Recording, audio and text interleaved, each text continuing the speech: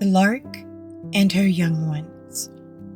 A lark, who had young ones in a field of corn that was almost ripe, was afraid that the reapers would come before her young brood were able to fly.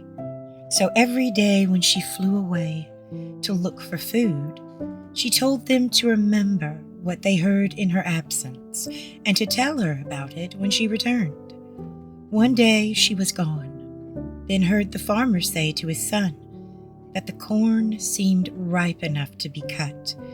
He then told him to go early the next day and ask their friends and neighbors to come and help to reap it.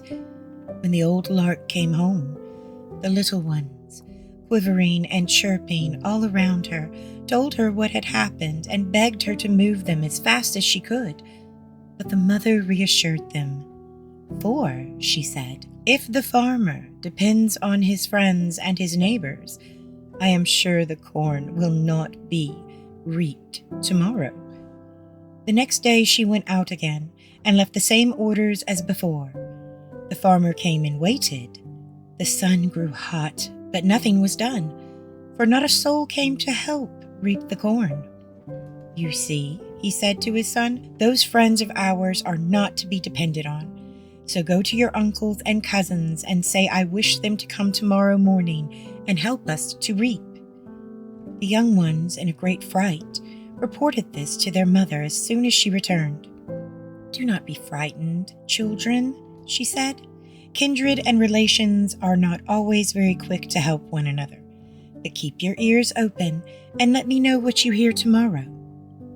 The farmer came the next day, and finding his relations as undependable as his neighbors, said to his son, "Now, George, listen to me.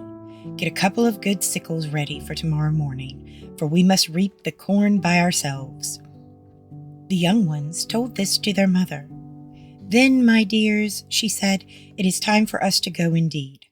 For when a man decides to do his work himself, it isn't likely that he will be disappointed." So she removed her young ones immediately, and the corn was reaped the next day by the old man and his son. The moral of the story is, the surest way to get something done is to do it yourself.